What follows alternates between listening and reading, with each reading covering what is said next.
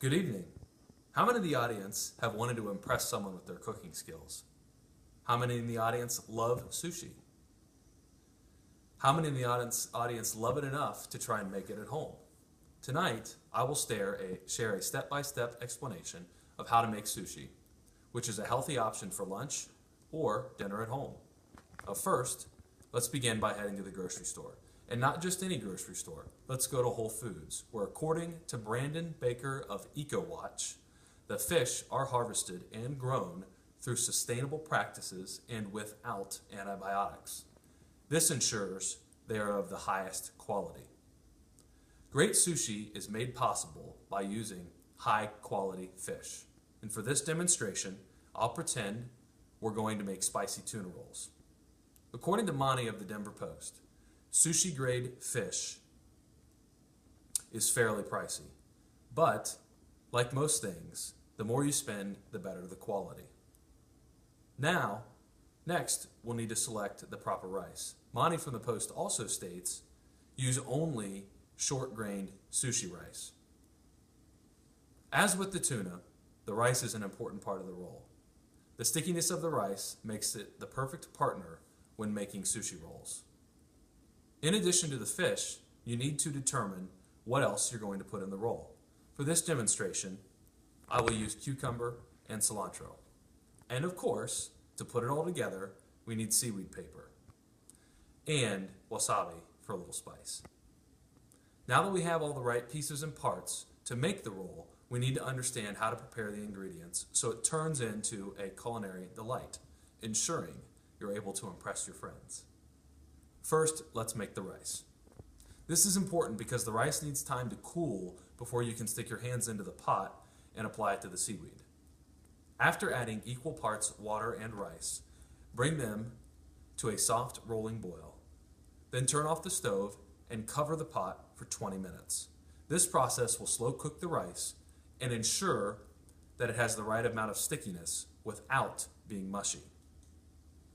Next, we will begin to prepare the tuna by cutting them into strips that are about 1/2 an inch wide by 5 inches long.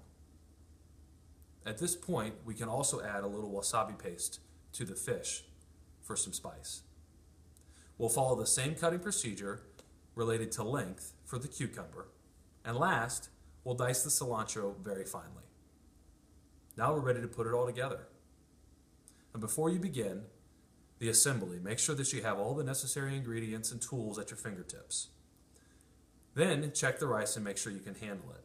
Assuming it's cooled enough, turn on a slow drip of cold water, which we'll use to lubricate our hands when applying the sticky rice. Next, take the seaweed paper and begin applying the rice to one side. It doesn't matter which. The rice should be evenly coated and not too thick.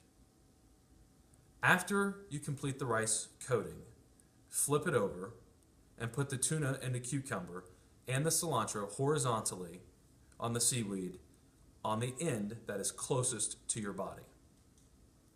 Now the fun part begins. We begin to assemble the roll. Now first, we'll need a sushi roller. As you might expect, simply begin by rolling it away from your body. And I have a roller to demonstrate. Now be mindful of the pressure that you're using here, as you don't want to squeeze the fish or any of the other ingredients out of the roll. So you'll place the roll on here with the rice facing down and the tuna and the cilantro and the cucumber on the top, and you'll begin to just roll it this way as if it was here to your body, and roll it and roll it and roll it until it's all the way done. And then you'll use your hands and gently squeeze it, working from one side to the other, ensuring that you're evening out all of the rice. And again, don't squeeze too hard, otherwise you can end up squeezing some of the ingredients out. After the roll is completely rolled and it's even using your roller, you'll want to place it in the fridge until you're ready to cut it. Now last, here, the cutting process. According to Monty again of the Denver Post, you'll need a sharp knife. Now this is a paring knife, but it's thin in nature and it's extremely sharp. And you'll need to use a knife like this to cut the pieces evenly, ensuring that you have an evenly cut piece of sushi for plating purposes. Now today we've discussed the step-by-step process you'll need to follow if you want to make exceptional sushi in your own home.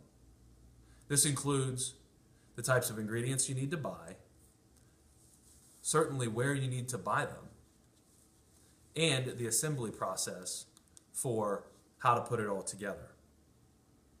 According to Carrie Gans of U.S. News and World Report, and as I mentioned in our opening statement, sushi is a healthy alternative to most other meal options, and now you have the ability to create it in the comfort of your own home.